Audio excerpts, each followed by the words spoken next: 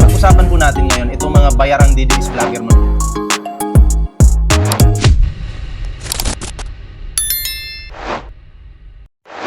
Okay?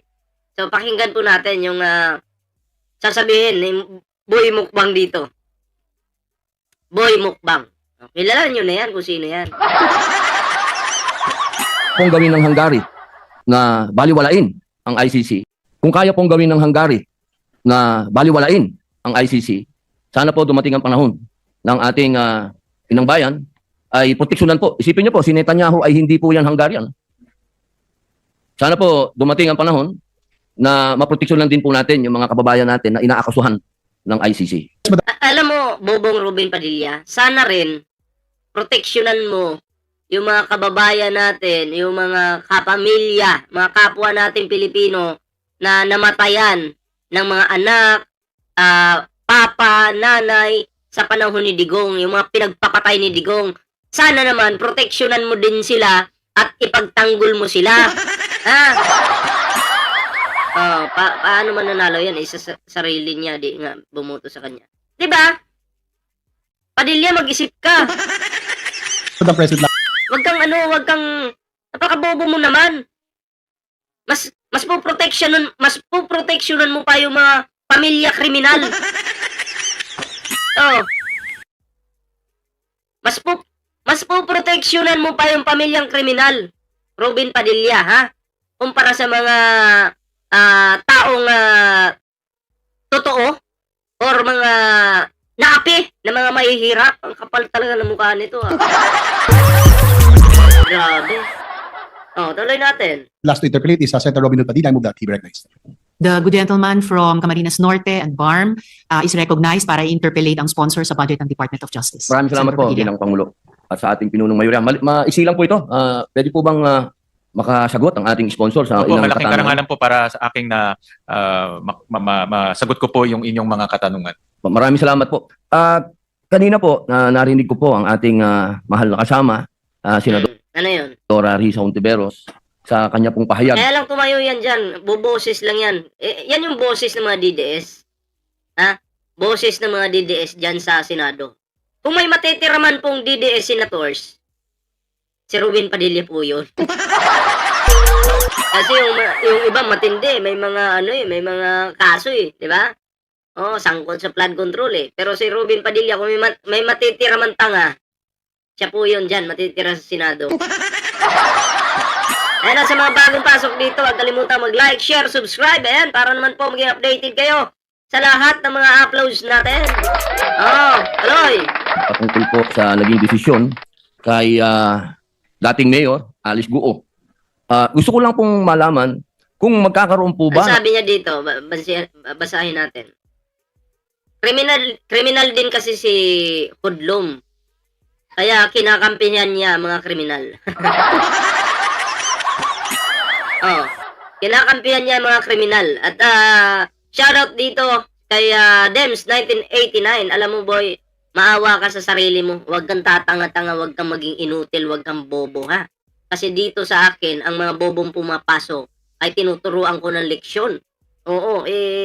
Pag ayos-ayos ka ha, para naman hindi ka maging kawawa. Pero alam mo, kahit wala kang mukha dyan, mayayari ka sa akin. Mayayari ka sa akin. Naku, huwag mo nang subukan. Maawa ka na lang sa sarili mo. May nag-comment kasi dito na tanga may nag-comment kasing tanga dito. Diba? Tuloy natin. extradition Pagmasdan nyo paano ko basagin ang bobo niyong Ruben Padilla. sa kanya? Dahil napatunayan po ba na siya ba ay isang hindi Pilipino at siya ay isang Chino? Pakagandang tanong ho yan. In fact, maraming nagtatanong ho yan na mga kababayan ho natin dahil na-revoke na ho yung kanyang birth certificate. Na-cancela, sorry, yung kanyang birth certificate.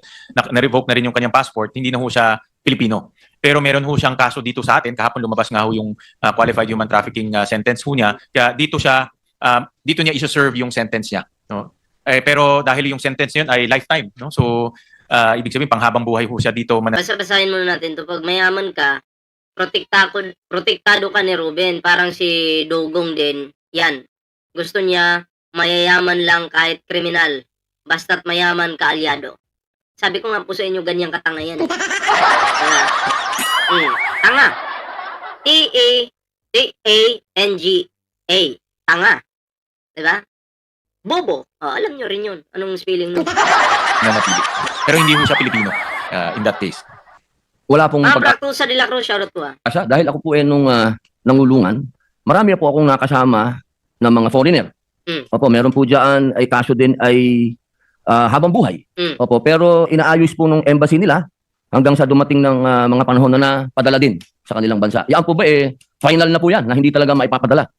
Well, qualified ho siya sa yung tinatawag nating GCTA, yung good conduct time allowance. No? So kung I'm sure alam niyo ho ito. Opo, I'm sure pumasa kayo. Produkto po ako niyan. I'm sure pumasa ho kayo ng GCTA. Mabait po ako mabait. Kasi nandito na kayo. So I'm sure produkto kayo ng GCTA.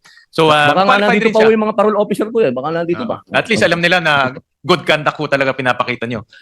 So qualified ho siya. Potential na umiksi ho yung kanyang sentensya dahil kung nagpakita siya ng maayos na maayos na pag-uugali, pwede hong umiksi. Doon lang ang pwedeng masabi nating madideport ho siya.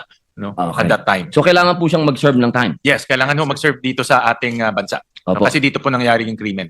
Okay. Ito naman pong Dito nangyari yung krimen. Katulad kay Harry Roque. Dito nila ginawa yung kanilang kakupalan. Krimen. Diba?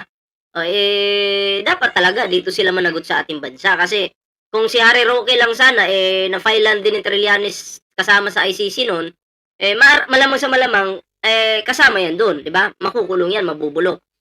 Hindi naman po siya yata, hindi naman siya sangkot sa mga patayan. Pero, pagdating sa Pogo, siya yung nangunguna. At dito nangyari yung, kumbaga, ito yung example lang dito nangyari yung, katarantaduhan, kakupalan, krimen, di ba? Yung pambubudol nila, panlilinlang, panluloko, scam, lahat-lahat na dito nangyari. So, dapat talaga, di ba, dito sa Pilipinas gawin. Or, dito siya mabulok. PBBM, sapat na. Jakita natin ito si Roberto Gibo. Shoutout po sa iyo, Ang susunod ko manifestation lang po ito. Itong susunod, ano yan? Tapos na po yung okay na po, nasagot nyo na po. Ito lang po, manifestation lang po ito, maiksi lang po ito. Noong June 2025 po, ang Hungary ay umalis po sa ICC. Sa kadahilan ng ayaw po nilang arestuhin si Benjamin Netanyahu, ang Prime Minister po ng Israel. Dumating po doon, hindi nila inaresto, wala naman pong nagawa ang ICC. Pero ngayon kasi may nagawa yung ICC, Ruben Padilla. May nagawa ngayon. Diba?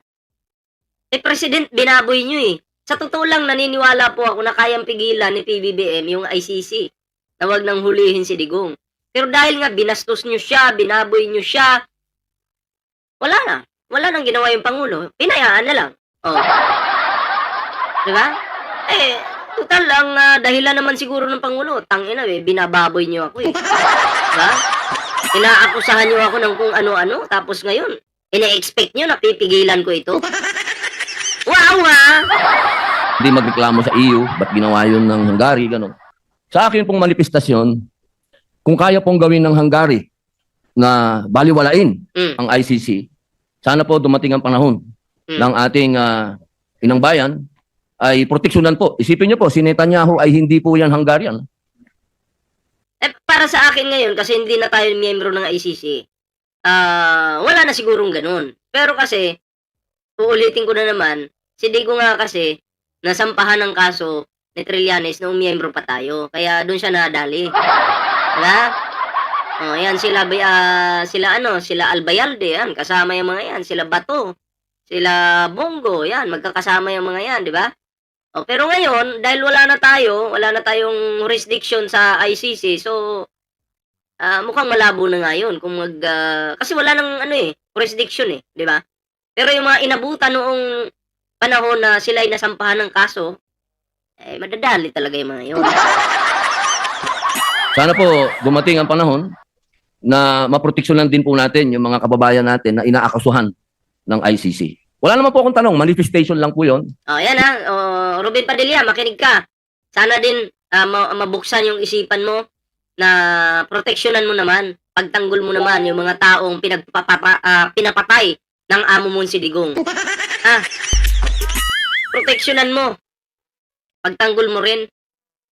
Kung sa ano, ang tawag na ito, kung sa pelikula bida ka, ang pangit namang maging kontrabida ka ngayon sa totoong buhay.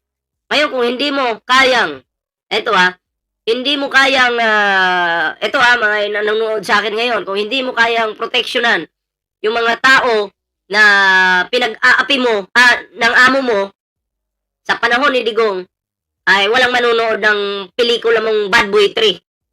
Presto sa hindi manonood ng Bad Boy 3. Presto. Walang manonood yan. Naku po. Walang manonood yan kung hindi mo ipagtatanggol yung mga inapi ni Digong. Yung mga namatay. Diba? Yan ang daming hindi manonood Bad Boy 3, hindi kayo manonood. Nakakaumay suportahan yung ganyan tao. Yung, gagamitin mo lang kami. Wag na, tuloy natin. Na sana ay magandang halimbawa po sa atin ang Hungary. Yun lamang po, maraming salamat po. So, yun lang naman yung video ng walang kwentang video na to. Anong reaction nyo dito mga pre? Comment down below para naman po mabasa natin yung inyong mga reaksyon.